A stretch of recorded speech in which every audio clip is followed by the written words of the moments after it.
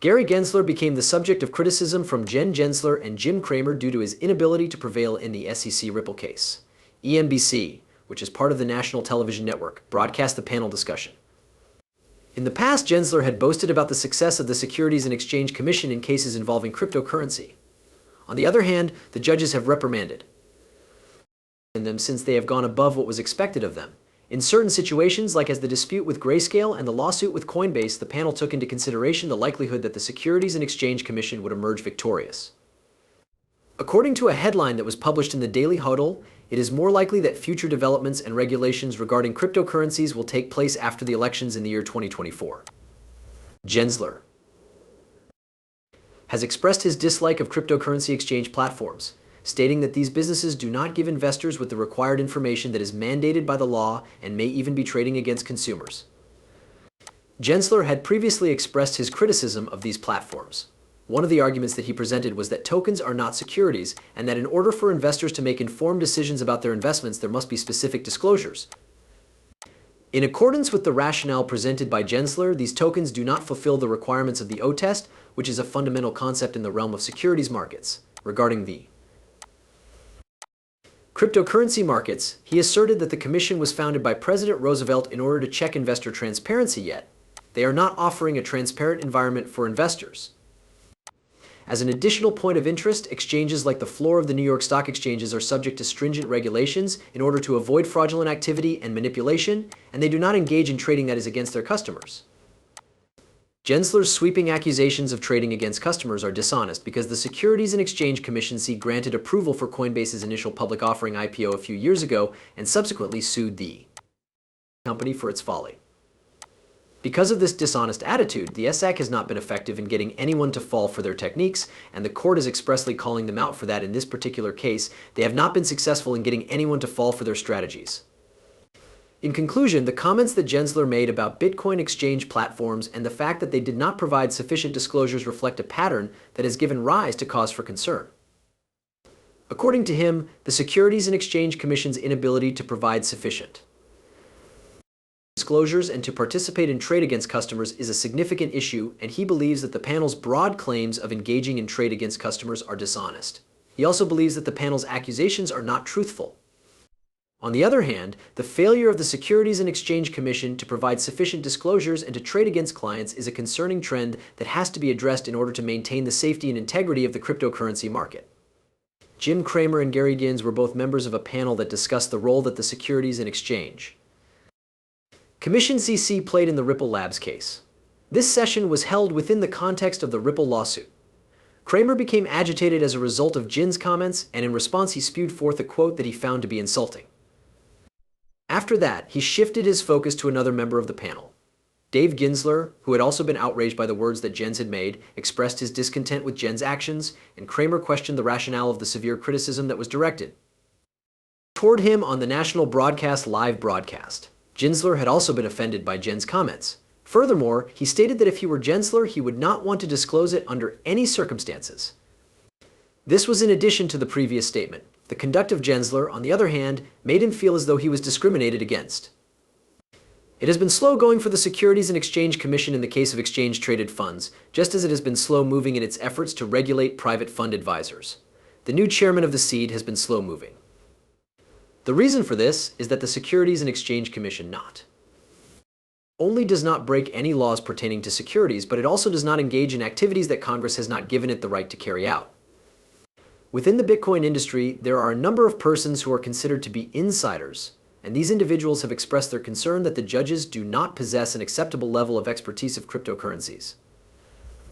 A statement made by Gary Gensler, who is a member of the Securities and Exchange Commission, indicates that the subsequent phase of the licensing procedure for exchange-traded funds may take some time.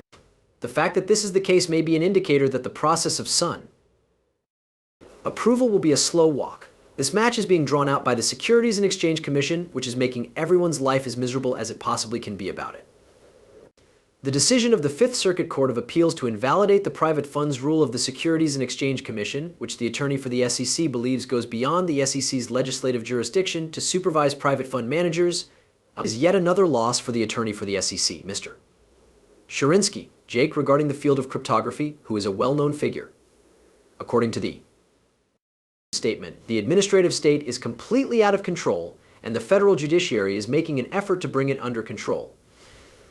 This issue has been the subject of discussion within the realm of cryptography for a considerable amount of time, and the following is what has been uncovered as a consequence of that discussion. A fresh blow for the Securities and Exchange Commission comes in the form of attorney James Murphy, better known as Metal Lawman, who has indicated that Congress needs to freeze financing for the SEC until it has demonstrated that it can be trusted to adhere to the law. This is a further setback for the SEC. Based on the findings of Judge Sarah of the Securities and Exchange Commission, it has been determined that the SEC does not have a faithful devotion to the law, which is a consequence that is extremely unlikely to occur. It can be concluded that the Securities and Exchange Commission has not been making any progress in its efforts to regulate private fund advisors, and that it has been unsuccessful in a number of cases that include Ripple. The activities of the Securities and Exchange Commission have been the target of criticism from members of the community that is concerned with cryptocurrencies. Nevertheless, recent judicial decisions have shown that the Securities and Exchange Commission does not conduct all of its activities in a friendly manner. The SEC is moving toward a regulatory environment that is more accountable and transparent toward its operations. As a result of worries surrounding Kim Jong-un's leadership, within the organization, the Securities and Exchange Commission has been experiencing a surge in the number of resignations. As a consequence of this, the Salt Lake City office of the Securities and Exchange Commission, which gained notoriety for its unsuccessful fraud prosecution against DebBucks, has undergone a significant amount of employee turnover. After a federal judge sanctioned them for committing a gross abuse of authority in their attempt to freeze the assets of DebBucks, Michael Welsh and Joseph Watkins, both attorneys with the Securities and Exchange Commission, resigned in April. The judge's decision was caused by the fact that they had attempted to freeze DebBucks' assets. Bitcoin Corporation with headquarters in Utah, due to the fact that they could be deceiving.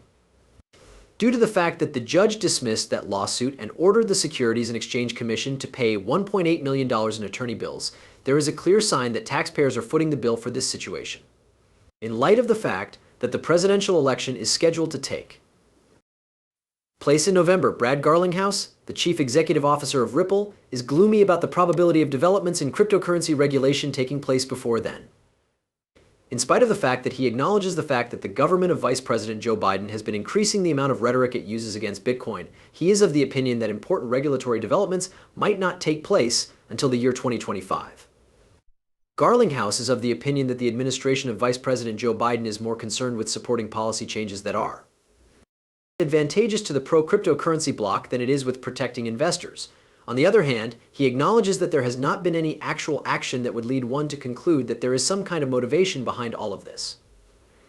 Although they have been speaking against Bitcoin in a more quiet and less disruptive manner, the Biden administration has not done any concrete actions that would lead one to believe that there is any type of support for cryptocurrency.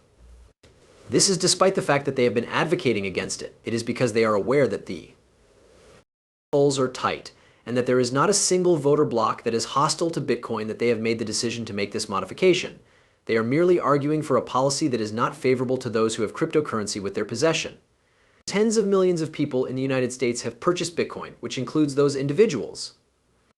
Garlinghouse believes that in order to have legislation implemented, it may be required to wait until after the election or before the end of the year, possibly waiting until the first half of the next year.